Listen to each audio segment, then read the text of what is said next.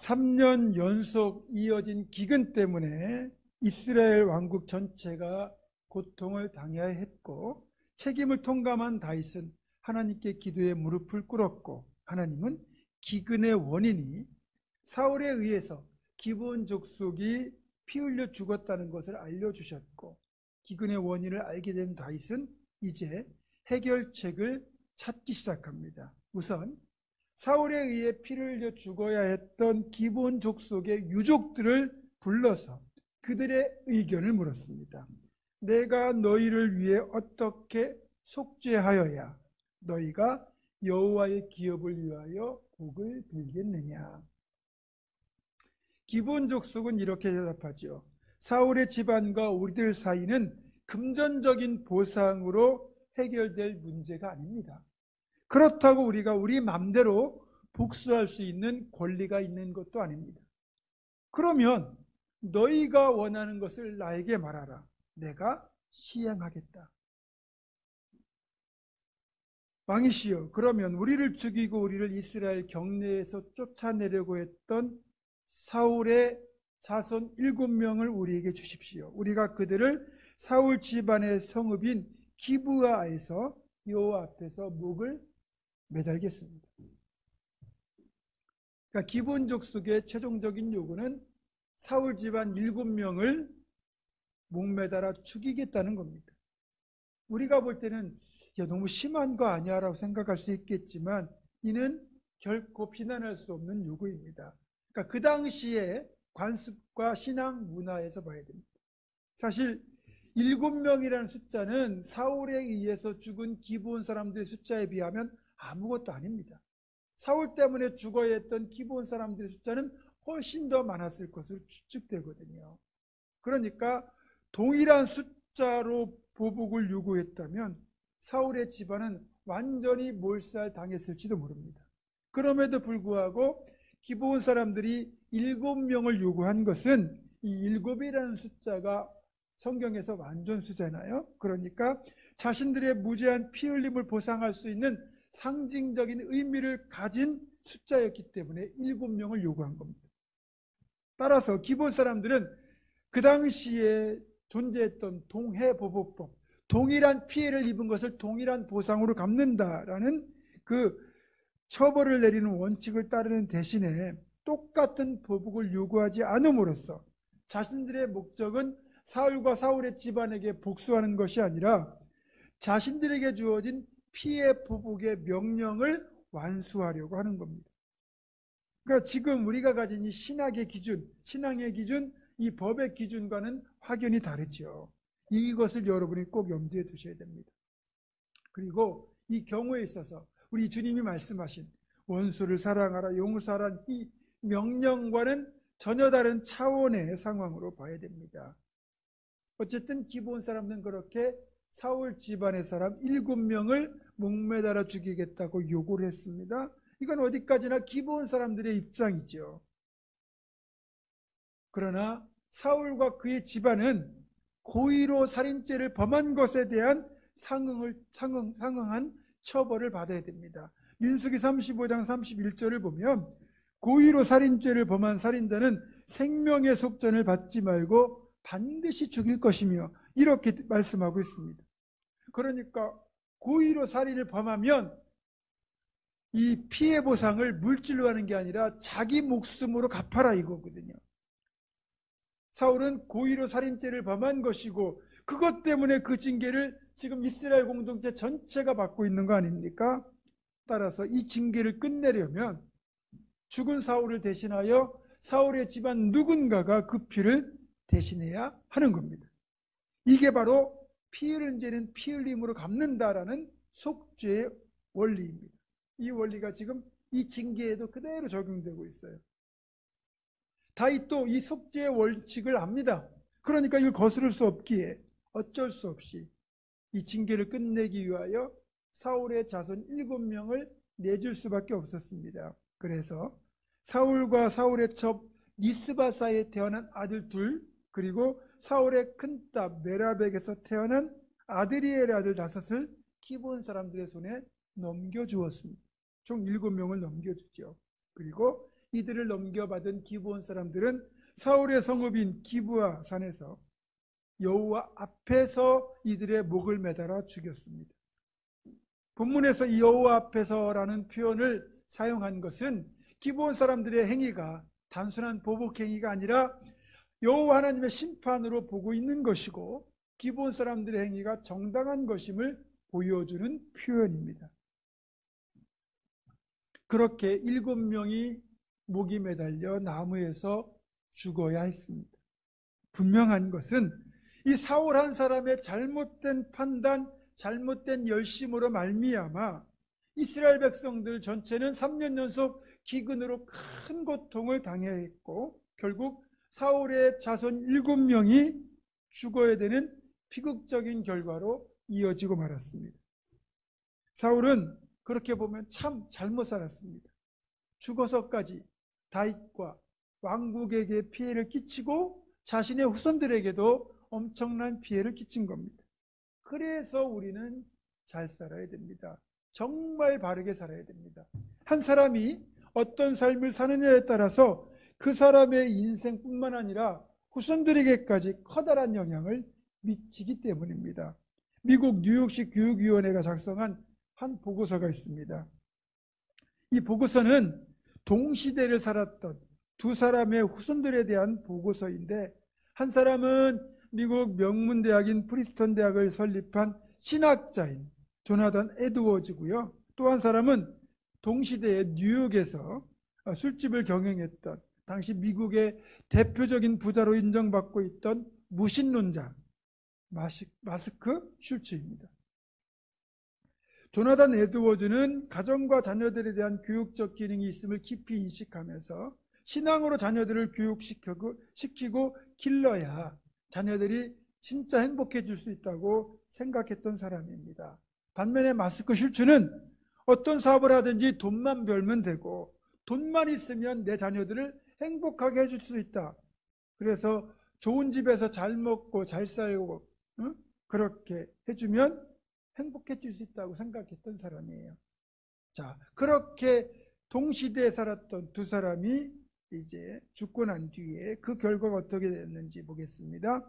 이 보고서에 따르면 자녀들을 신앙으로 교육하며 그렇게 자녀 교육을 귀하게 여겼던 조나단 에드워즈의 경우 그 에드워즈로부터 5대로 걸친 후손들의 숫자가 총 896명이었는데 거의 대부분의 후손이 다 복을 받았습니다. 총 896명 가운데 선교사와 목사가 된 사람이 116명, 대학의 교수나 학장, 총장이 된 사람이 86명, 저명한 문학가가 된 사람이 75명, 그리고 큰 회사를 경영하는 기업인이 된 사람이 73명, 또 부통령이 1명 나왔고요. 상원의원이 4명이 나왔고 교회에서 평신도지만 지도자로 활동했던 사람이 286명이었다고 합니다. 거의 대부분의 자손이 다 복을 받은 거죠. 반면에 신앙 없이 술집을 경영하며 돈만 있으면 행복할 것이라고 생각하며 살았던 마스크 슐츠의 후손들의 상황은 너무나 확연하게 달랐다고 합니다. 이 마스크 슐츠의 후손은 총 1062명인데 그 가운데 교도소에 수감되었던 사람이 96명, 정신병자나 알코올 중독자로 살았던 사람이 58명, 창녀도 65명, 그리고 나라에 주는 구호품으로 살아갔던 영세민이 286명, 그리고 학교 교육을 전혀 받지 못하고 살아했던 사람이 460명이었다고 합니다. 그러니까 거의 대부분의 마스크 슐츠의 후손들이 그 사회에서 어려운 삶을 사는 사람들이었다는 거죠. 여러분, 나는 내 이후에 태어날 내 후손의 조상입니다. 따라서 내가 어떤 삶을 사는가에 따라서 내 자손들, 내 후손들의 미래가 결정된다고 한번 생각해 보십시오. 여러분, 그 책임은 막중한 겁니다. 따라서 우리가 잘 살아야 선한 것들을 물려줄 수 있습니다. 지금 당장은 눈에 보이는 변화가 없다고 할지라도 기도하며 말씀대로 살려고 애쓰고 노력하면 반드시 그 열매는 나를 통하여 또 내 후손들을 통하여 나타나게 되어 있습니다. 사랑하는 성도 여러분, 우리의 삶을 통하여 후손들에게 복된 삶을 물려주도록 합시다. 죽어서까지 공동체와 후손들을 고통으로 몰고 간 사울처럼 되지 말고 믿음의 가문을 일으킨 아브라함처럼 요셉처럼 살아가길 바랍니다. 이왕이면 조나단 에드워즈와 같은 신앙의 가문을 세워 자손들까지 복을 받을 수 있기를 주님의 이름으로 축원합니다.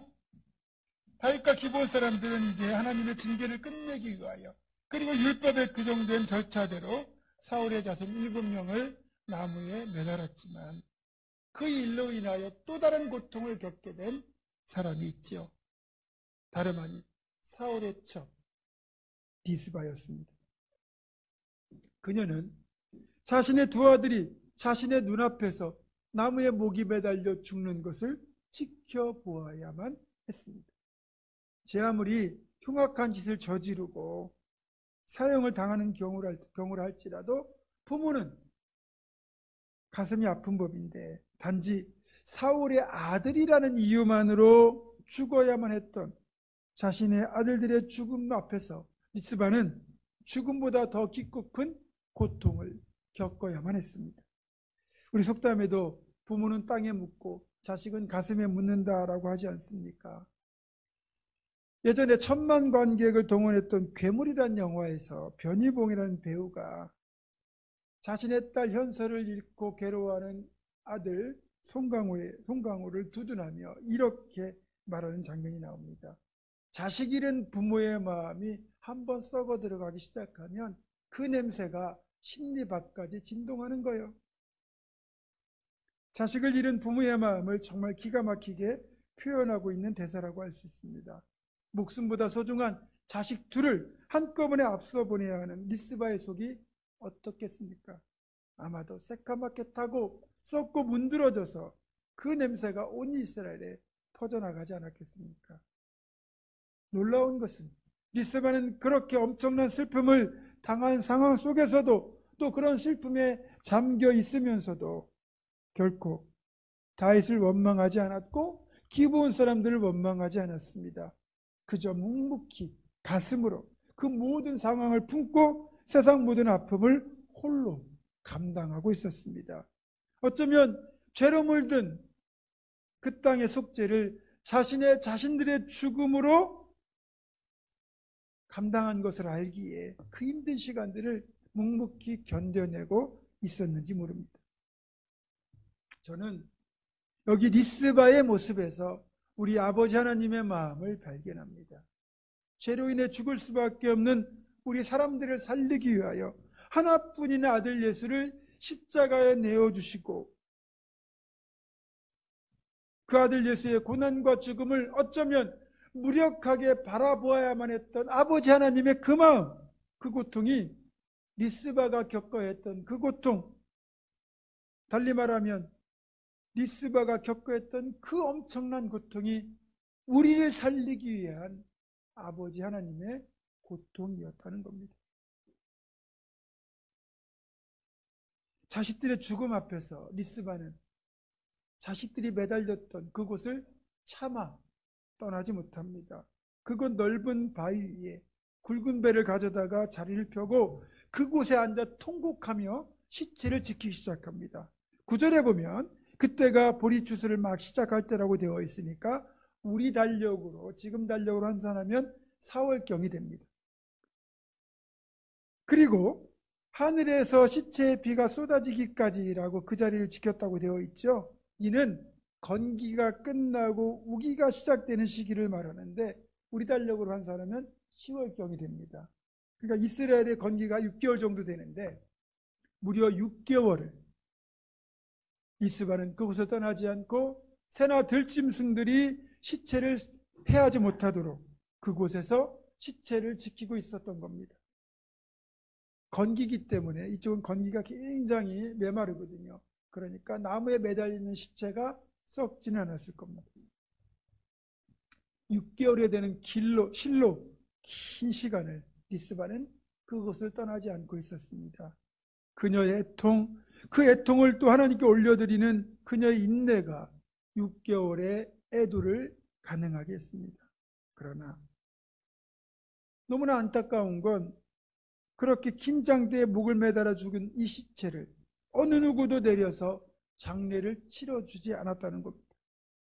사실 신명기의 명령을 따르면 이렇게 나무에 달려 죽은 시체는 즉시 끌어내려서 장사를 지내야만 했습니다. 신명기 21장 22절 23절입니다. 사람이 만일 죽을 죄를 범함으로 네가 그를 죽여 나무 위에 달거든 그 시체를 나무 위에 밤새도록 두지 말고 그날에 장사하여 내 하나님 여호와께서 내게 기업으로 주시는 땅을 더럽히지 말라. 나무에 달린 자는 하나님께 저주를 받았음이니라. 자, 그러니까 시체, 나무에 달려 죽은 시체는 저주받은 시체지만 그날 중으로 해가 지기 전에 그 나무에서 내려서 장사를 지내야 되는 겁니다.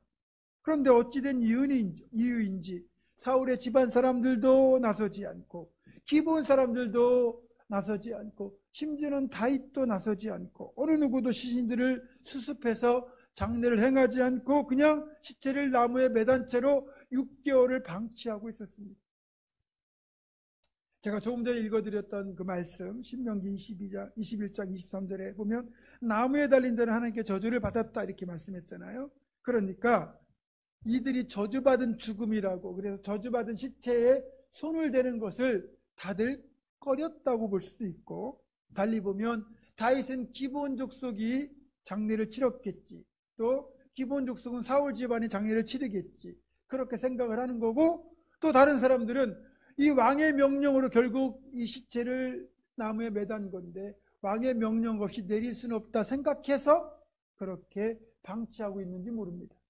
분명한 건 6개월 동안 아무도 장례를 치러줄 생각을 못하고 있었습니다. 그 기간 리스바가 혼자 그곳을 지키고 있었습니다. 자, 그러면 6개월 동안 어떤 일이 벌어지겠습니까?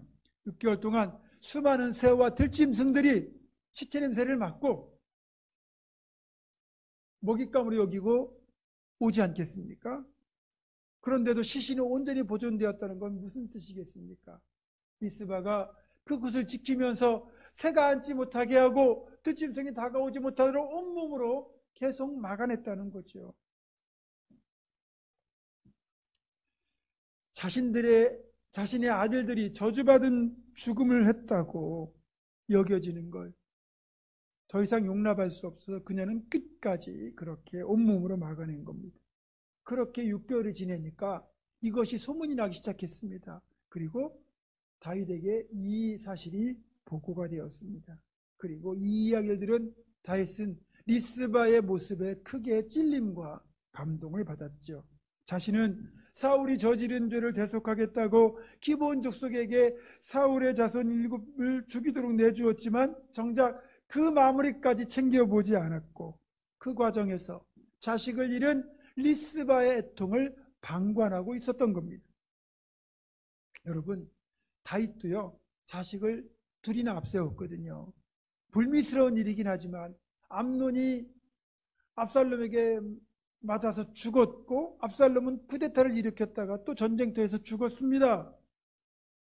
자식을 앞세워야 되는 부모의 비통한 심정을 다윗은 그 누구보다 잘 알고 있었고 그 리스바의 이야기를 듣는 순간 리스바의 고통이 그대로 전달된 겁니다.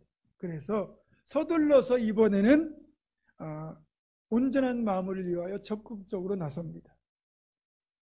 먼저 예전에 죽은 사울과 요나단의 시체를 길르앗 야베스에서 뼈를 취하여 가지고 오고 그리고 이곳에서 목매달아 죽인 사람 7명의 시신을 내려서 이 시신을 함께 베냐민 땅 셀라 지역 사울의 아버지 기스의 묘에 합장을 해주었습니다. 비로소 사울의 시체, 요나단의 시체가 묻혀야 될 곳 사울의 집안의 묘실에 제대로 묻혔고 6개월 가까이 방치되어 있던 7명의 시체도 함께 묻힐 수가 있었습니다. 사울과 요나단의 시신도 7명의 시신도 리스바 덕분에 제대로 장례를 치르고 묻혀야 될 곳에 묻히게 된 것입니다. 리스바의 애통과 헌신이 이 모든 일을 가능하게 만들었습니다. 만약에 리스바의 이런 애통과 헌신이 없었다면 사울도 요나단도 다른 7 아들도 온전히 가족 묘실에 묻힐 수가 없었을 겁니다. 다윗 역시 이런 리스바의 모습을 보고 한동안 잊고 지냈던 사울과 요나단의 시신까지 제자리에 묻어줄 생각을 할 수 있게 된 것입니다.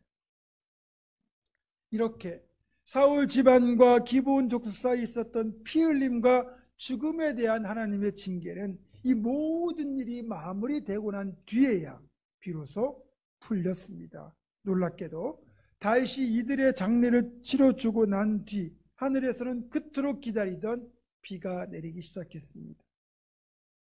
사울의 자손 7명을 매달아 죽게 만든 그때가 아니라 이들의 시신까지 예를 다해 장례를 치러주었을 때 그때 비가 내리기 시작한 겁니다. 우기가 된다고 비가 계속 내리는 게 아닙니다. 3년 연속 우기가 돼도 비가 안 내렸거든요. 그런데 장례가 끝나고 그 땅에 죄악을 씻는 용서의 비, 회복의 비가 그날 촉촉하게 이스라엘 전체 땅의 대지를 흠뻑 적시게 되었습니다. 3년 연속 기근으로 고통받던 그 땅을 위한 다윗의 기도가 그제서야 응답이 된 것입니다. 정리하자면 다윗의 중보기도와 아야의 딸 리스바의 모성애와 애통으로 지켜낸 간절함이 말랐던 대지를 촉촉하게 적시는 은혜의 단비를 이끌었던 것입니다. 여러분 잘 보세요. 하나님의 응답은 이렇게 이루어집니다. 어떤 문제나 고난이 있을 때 만약 그 원인이 우리가 죄를 짓고 회개하지 않은 것 때문이라면 그 원인이 되는 죄를 철저히 회개하고 더불어 그 죄로 인하여 피해를 입은 누군가에게 제대로 된 보상을 하고 그로 인한 누군가의 아픔까지 온전히 위로할 때 비로소 문제와 고난이 해결되고 은혜의 단비, 응답의 역사, 회복의 은총이 임하게 되는 것입니다. 그런데 많은 분들이 기도할 때 문제가 해결되고 고난이 사라지게 해달라고 그렇게 기도하죠. 하지만 정작 그 원인을 찾고 제대로 된 해결과 마무리까지 하는 것에는 소홀한 경우가 참 많습니다.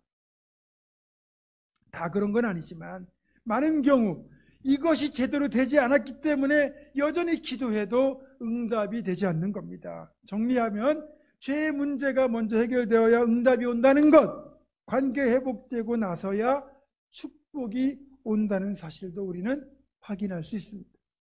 개인의 문제뿐만 아니라 공동체의 문제도 동일합니다. 우리는 남 탓을 하고 과거 정권 탓만 할 뿐 다윗처럼 자신의 잘못을 인식하고 무릎 꿇는 일이 좀채 없습니다.